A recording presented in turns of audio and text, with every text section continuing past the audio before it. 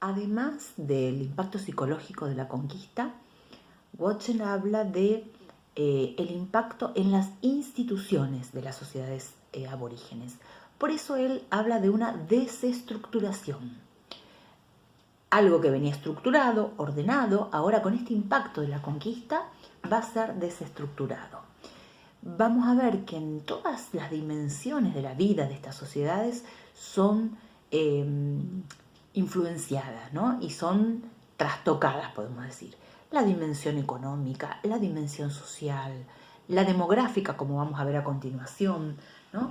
También la dimensión ideológica. Todas las dimensiones de la sociedad nativa se ven sacudidas. Y uno puede decir, pero ¿cómo? Por ejemplo, en cuanto a las instituciones, si hemos hablado ya que los españoles tomaron algunas instituciones nativas y las utilizaron. Bueno, la realidad es que sí, permitieron la continuidad, pero vamos a tener que dejaron solamente algunas estructuras parciales que les convenían a ellos, pero que estaban fuera del contexto en que estas instituciones habían sido creadas por estas sociedades. Vamos a tener el desarrollo muy pronto de un hundimiento demográfico, ¿sí? De excepcionales proporciones, ¿no? A mí me gustaría que después cuando ustedes lean el texto reparen en los datos que da el autor al respecto, ¿no? Porque es muchísimo, de 25 millones de nativos quedan 1 millón, por ejemplo. Bueno, que vean bien los datos que él da, ¿no? ¿Cuáles son las causas de un descenso tan vertiginoso de la población aborigen? Hay varias. Uno de ellos tuvo que ver con la llegada de enfermedades nuevas que los indígenas nunca habían experimentado, como la viruela, la gripe, el sarampión.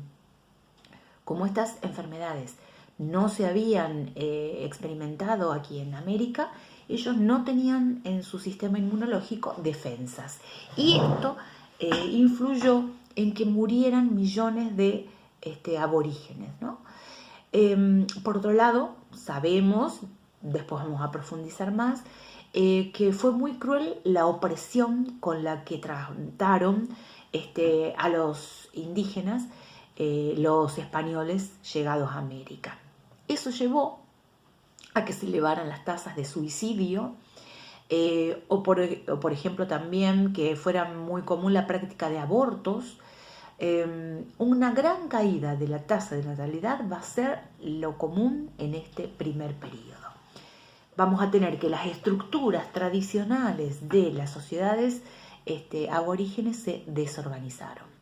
Se van a abandonar las normas tradicionales que tenían estas sociedades y van a desaparecer las estructuras del Estado incaico que venían de estructuras anteriores también, como ya hemos hablado.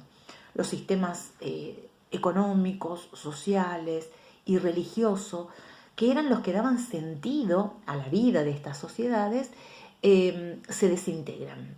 Estas dimensiones daban sentido a las labores diarias de los aborígenes, ¿no?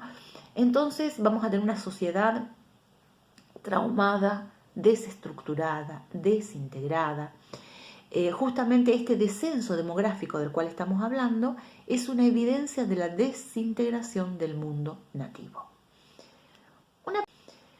Una pregunta que podemos hacernos es, ¿pero cómo estaba estructurada la sociedad nativa antes de que llegaran los españoles?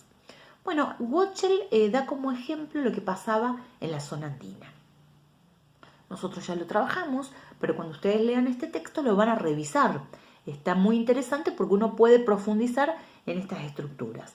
Allí van a ver que Watchell trabaja el tema de el Tahuantinsuyo y cómo antes de que existiera el Tahuantinsuyo existían diversos grupos de distintos tamaños. Había jefaturas muy pequeñas, había reinos, ¿no es cierto?, poderosos.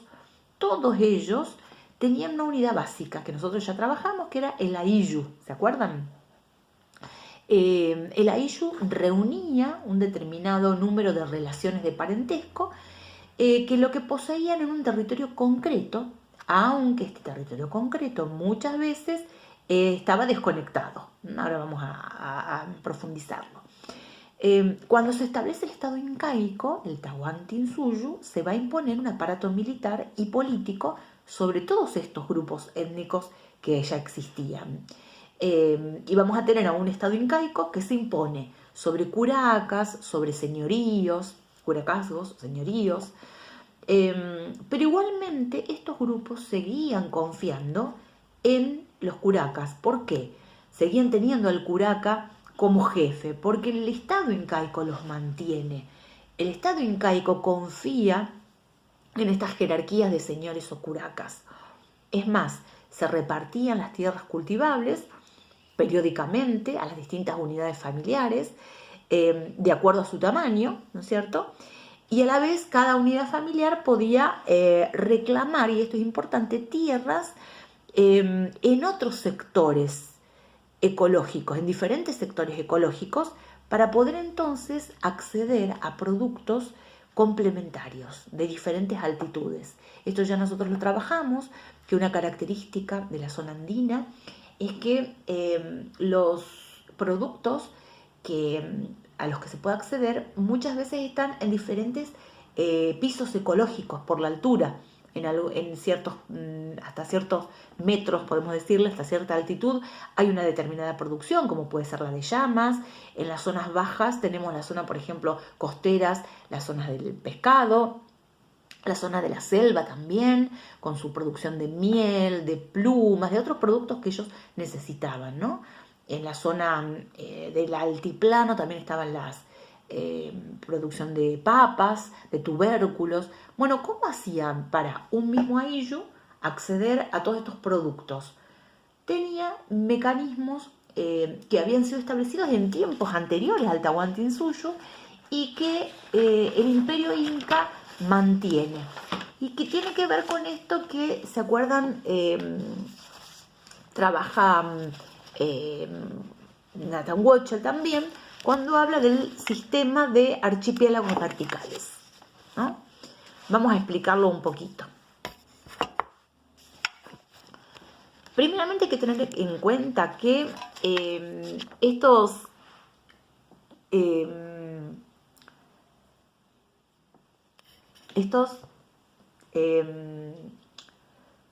habitantes, no me salía el término, estos habitantes del ayllu estaban acostumbrados a lo que se conoce como ayuda mutua, a estos lazos de reciprocidad y redistribución. Esta ayuda mutua tenía una base ideológica y una base material, ¿no? Entre los vecinos, los familiares, los aliados se intercambiaban trabajos, por ejemplo, cultivaban parcelas y después intercambiaban los productos. Era un sistema de intercambio que se daba en todos los niveles de la organización social. Como decimos, la básica era la ayllu. Entonces, entre los miembros de la ayllu había este intercambio. Después, entre el grupo étnico y el curaca, al que le daban servicio, y también había este intercambio. Y también a un nivel superior, al nivel imperial, es decir, al servicio del Inca. Incluso Watchell habla de un modo de producción comunal, en común, ¿no es cierto? Estos grupos étnicos que ya previamente al Estado incaico le daban servicio a sus dioses locales, a sus curacas, lo hacían de manera colectiva, ahora lo extienden al Tahuantinsuyo, ¿sí?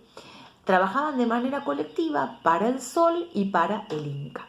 Pero el tema es que no lo hacían oprimidos, de mala gana, sino que lo hacían de una manera alegre, podemos decirlo, porque adquiría un espíritu festivo, ritual, ¿no? Esta posibilidad, este honor de trabajar a favor del dios, del Inca. Entonces, el momento en que ellos hacían este trabajo lo hacían de manera festiva. Además, se les retribuía, se les daban alimentos, se les daba la chicha, por ejemplo, o la coca. Y entonces ellos periódicamente realizaban el servicio de la mita. Con este servicio, los súbditos del Inca realizaban distintos tipos de infraestructura que eran muy necesarias para el Estado incaico, ¿no? Como los graneros, las fortificaciones, los caminos. Pero bueno, volviendo al tema de los nichos ecológicos, uno se pregunta, bueno, ¿cómo se procuraban estos aylus las producciones de otros nichos ecológicos? De nichos ecológicos que estaban distantes. Bueno, a través de los Mi'kmaq, de esto hablamos también en otras clases. Los Mi'kmaq eran colonos, podemos decir. Se establecían por eso colonias complementarias, ¿no? El autor, como dijimos, habla de archipiélagos verticales, de los cuales el imperio inca se valió para ir ordenando las amplias áreas que tenía, ¿no es cierto?, de cultivo. Como dijimos, este sistema de archipiélago vertical, de enviar colonos y de traer así cultivos que necesitaban, era un sistema que ya habían instalado grupos anteriores a la sociedad andina, pero ahora el Tahuantinsuyo lo extiende. La pregunta es qué pasa cuando llegan los españoles con este sistema. Bueno, ese va a ser el problema. Numerosos espacios que formaban una unidad ahora son fragmentados. Pensemos que se instalan las encomiendas. Van a desaparecer muchos de estos archipiélagos que estaban tan bien organizados. Y muchos Mi'kmaq, muchos colonos, tienen que volver a sus lugares de origen, ¿no?